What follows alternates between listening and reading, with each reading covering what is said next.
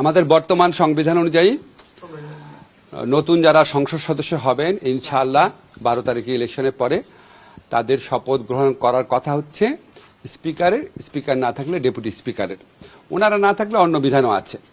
এখন আমাদের এখানে স্পিকার ডেপুটি স্পিকারের মধ্যে একজন নিখোঁজ, আরেকজন জেলে আছেন, তাদের বিরুদ্ধে গুরুতর কিছু মামলা আছে এবং তারা পদত্যাগও করেছেন, বিশেষ করে স্পিকার।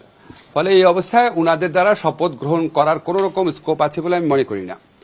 আমাদের আইনে আছে ওনারা যদি শপথ গ্রহণ করাতে না পারেন তাহলে রাষ্ট্রপতি কর্তৃক মনোনীত, অর্থাৎ প্রধান উপদেষ্টার পরামর্শক্রমে রাষ্ট্রপতি কর্তৃক মনোনীত ব্যক্তি শপথ গ্রহণ করাবেন।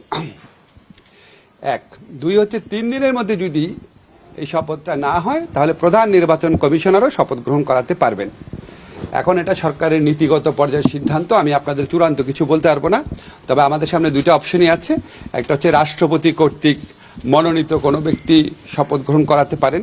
ফর এক্সাম্পল, যেমন হয়তো আমাদের প্রধান বিচারপতি হতে পারেন।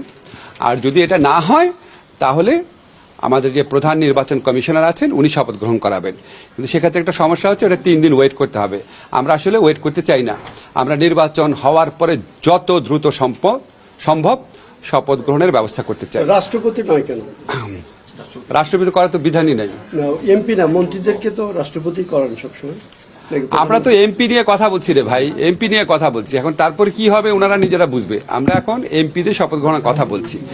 আর এখন আমার এখানে পার্লামেন্ট সেক্রেটারিয়েটে যে আপনার সিনিয়র সচিব আছেন উনি আসবেন, ওনার সাথে কথা বলবো, আইন টাইন দেখবো, তারপরে চূড়ান্ত পর্যায়ে আমি আমাদের মাননীয় প্রধান উপদেষ্টা আছেন ওনাকে আমার অভিমত জানাবো। ধন্যবাদ।